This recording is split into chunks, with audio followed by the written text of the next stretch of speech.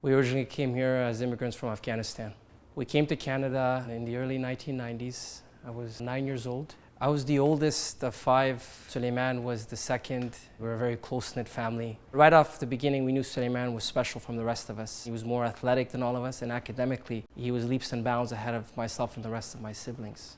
Soleiman was enrolled at the University of Waterloo's engineering program. During his second semester in his first year, he got into a car accident. Shortly after this car accident, Soleiman was diagnosed with schizophrenia. And his life's trajectory would forever change. December 15th, 2016, it was a Thursday night. Two police officers came to my family's home. An incident happened with a neighbor, a confrontation happened with the neighbors, and he ended up being taken into custody. Soleiman was ordered by a judge to be transferred to the Ontario Shore Centre for Mental Health. He was supposed to be transferred to a hospital. And the only reason he didn't make it was because he was waiting for a bed.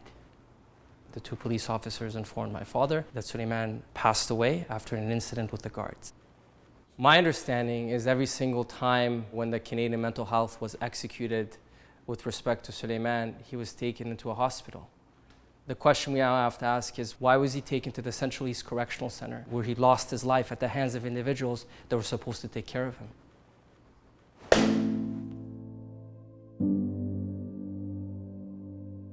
According to the coroner, at the time of his death, Soleiman had 50 bruises on his body.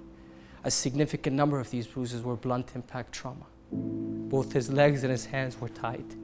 He was pepper sprayed twice. Was it common, Yusuf, that because of his condition, he would have episodes that might lead to confrontations? No, he was not a violent person. The thing with that day is that we weren't there. Nobody in the family was there, so we weren't able to comment on it because we didn't see that.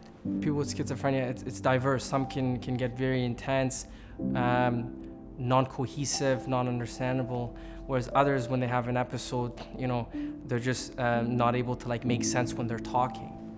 I always think about the end of his life, the last few minutes of his life, when he was asking for help, yet they ended up taking his life. It hurts. It's reliving that moments of violence that he went through. For me, reform looks like people with mental illness are not to spend a day in jail. When they're inside the system, it's very hard for them to get outside of the system. And the system can be a revolving door. People with mental illness should be in institutions with individuals that have the appropriate tools. It should not be a guard that should be dealing with someone with mental illness. It should be a social worker, a psychiatrist, a nurse.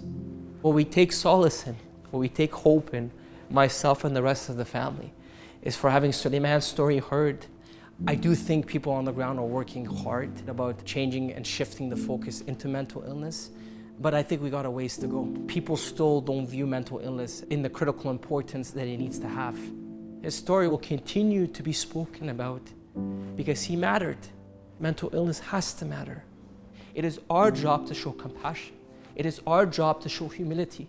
It is our job to show respect. And it is our obligation to help them. My name is Yusuf Faqiri, and this is my brief but spectacular take on the story of my brother.